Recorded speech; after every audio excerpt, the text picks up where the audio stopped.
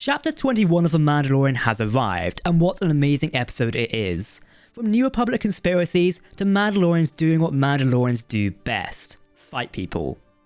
There are some fantastic moments in this episode, and a lot of new information to unpack, letting us know what might be in store for future episodes of this season.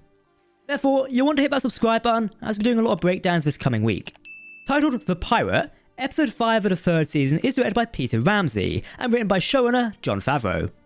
We're now halfway through the season of The Mandalorian, and I think the final moments of this episode make it clear what direction we're going in. Specifically, what the direction the character of Bo-Katan is going in.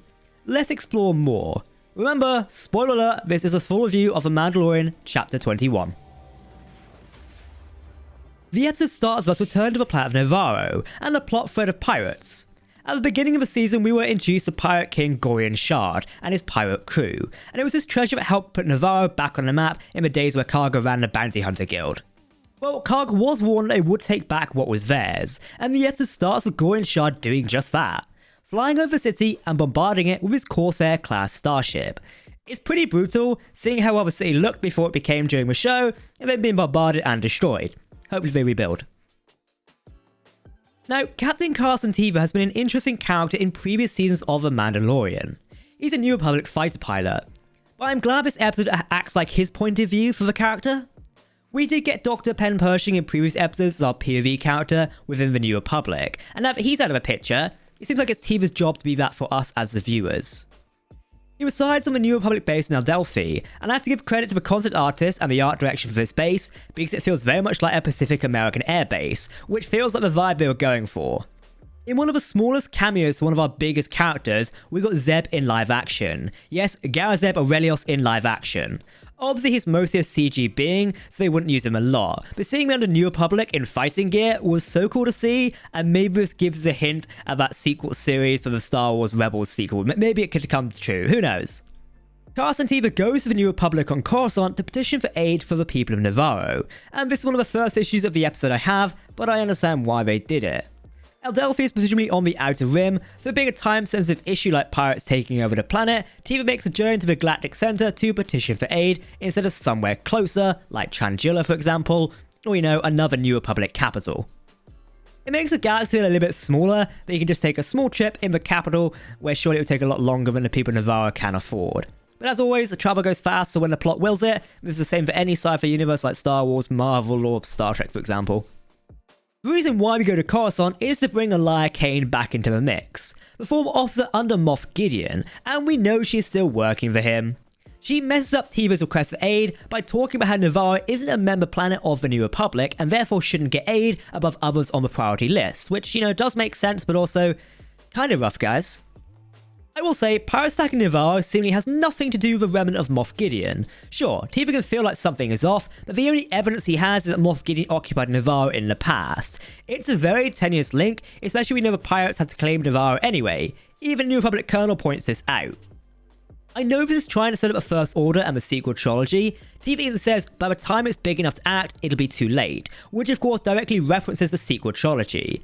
However, I feel like the writing to connect the pirates is a bit forced for the plot and not as natural as it wanted to be. It does feel a bit shoehorned together at certain points. Anyway, Teva makes his way to the Mandalorian camp, and we find out that R5 told Teva where the Mandalorians are. But how did Mando know that R5 was using with, R5 might have helped during the Galactic Civil War apparently, but he was on Tatooine for a while, so did Luke pop back and pick him up? I'm not sure. There's a very nice scene where the Mandalorian tries to convince his fellow Mandalorians. It's nice to use the armor as hammer to show who's speaking. It's sort of like a speaking stick, or a microphone I guess. Now Din doesn't just try to suggest they should help Navarro, but also change their ways. Ever since we've seen the Mandalorians in the show, The Mandalorian, they've always been in hiding. In sewers, in the underbelly of Halo Ringworlds, in caves. Din wants to offer the land Greef had offered him in episode 1 to his people. Great world building. Basically so they can live in the light again and allow their culture to flourish. Has Vizsla even supports Din's petition, which is great to see.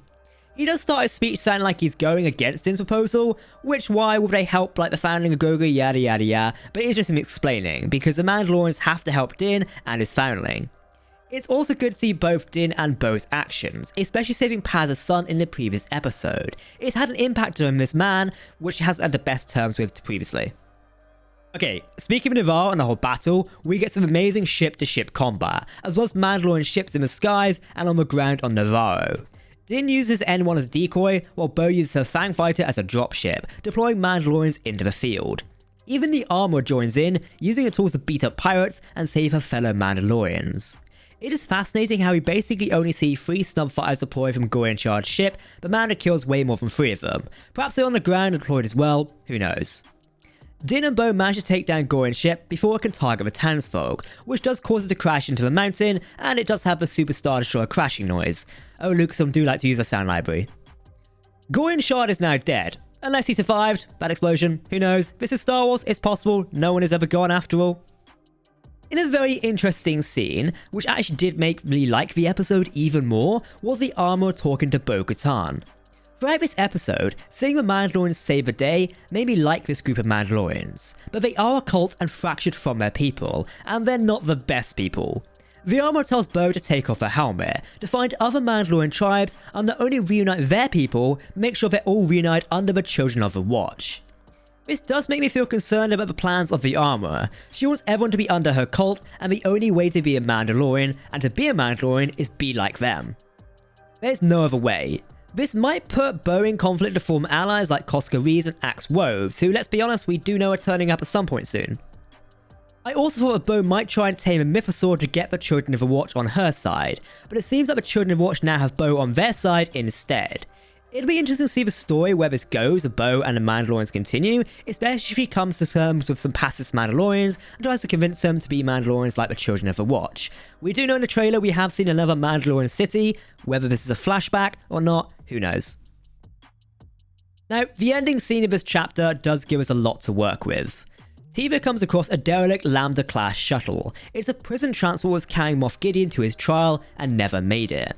Apparently the details of his vessel going missing are classified, which doesn't massively sound like New Republic conspiracy to me, but of course they would. No one would want the details of a high-level war criminal escaping justice, especially when people already think the New Republic is kind of incompetent and a little bit weak. The big revelation is some Beskar alloys found on the scene of a crime, leading Teva to think the Mandalorians helped Moff Gideon escape. However, this could be true, or it could be a red herring. Even in the show, we have seen other people using Beskar, such as Morgan Elsbeth, an Imperial Magistrate using a Spear of Beskar. So this could be Mandalorians or Imperial forces using Beskar. If it is Mandalorians, it could be a cult of Mandalorians who believe Gideon is the true Mandalore for beating him. It would be interesting to see where it goes, and there's a lot to talk about. You know, I'm more excited for Moff Gideon's return from this episode than I have been for previous episodes. Though, having been defeated in Season 2, he won't be really that much of a threat, but things are building for him to reclaim that threat, especially with Elia Kane doing his dirty work on Coruscant, supposedly. Okay, overall, this was a fascinating episode of The Mandalorian, filled with interesting stuff and giving us some information on where the season is going.